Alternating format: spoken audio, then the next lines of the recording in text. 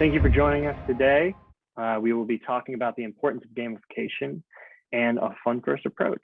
I am Ryan Guini, the CEO of Dillo Games, and with me is the one and only Matt Gardner. Ryan, thank you for having me, sir. Matt Gardner here. Notice for Financial Literacy Month, I am wearing a April is Financial Literacy Month shirt, folks.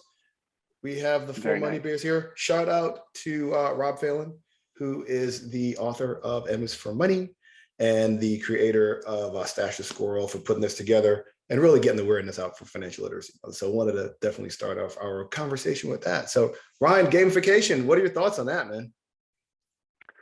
You know, I think gamification is probably a trend at this point. It's a trend saying, right? You know, everything's trying to be gamified.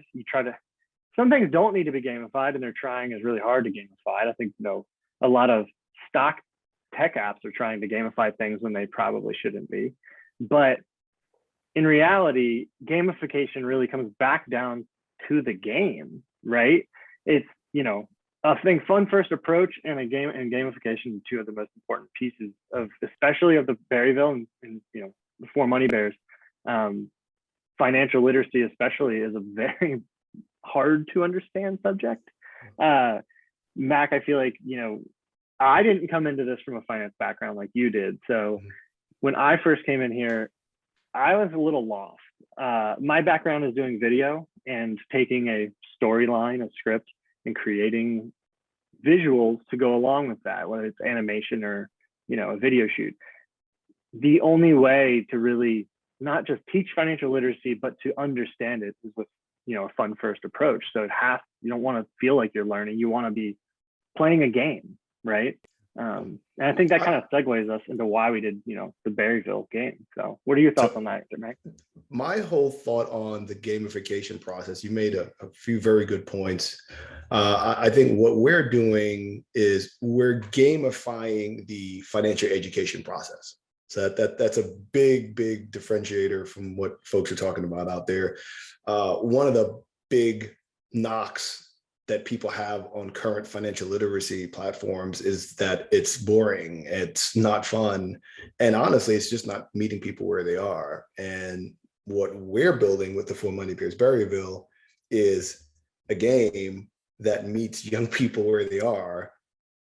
And when you're engaging 5, 6, 7, 8, 9, 10-year-olds, you better make it fun for them, otherwise they're not going to want to do it. And so I think that's what separates us from a lot of the different folks that are out there, is we're building that bridge between financial literacy and financial technology. And we're taking the education, but we're putting it into a way, a format that makes young people enjoy the experience and actually want to learn because they're having fun doing it.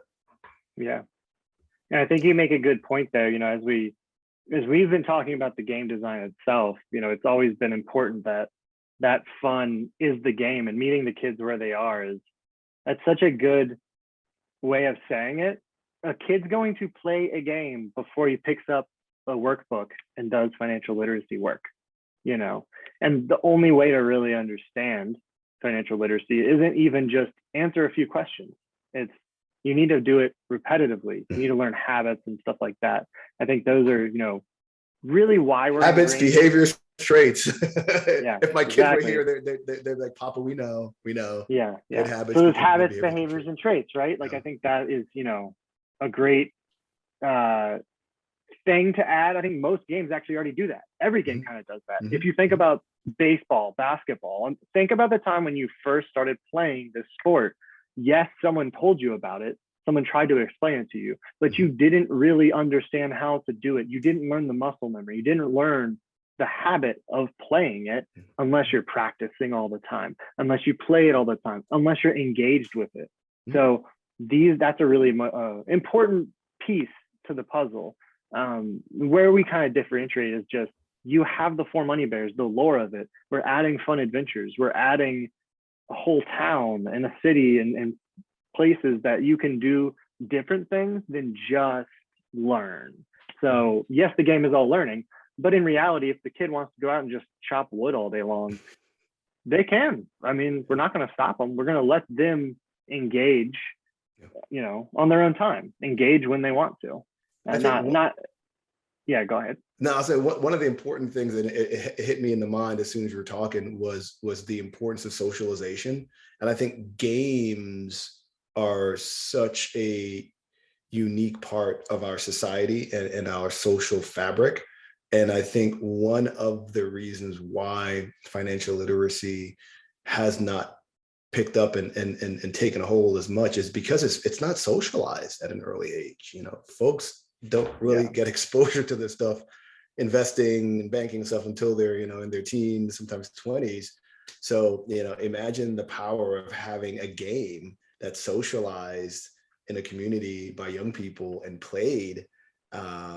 Imagine the stories that can be told. Imagine the habits that are started, the conversations that are had from a game. So I think that's part of the part that's also part of the lore, what makes us unique and what we're trying to do with this platform. For sure.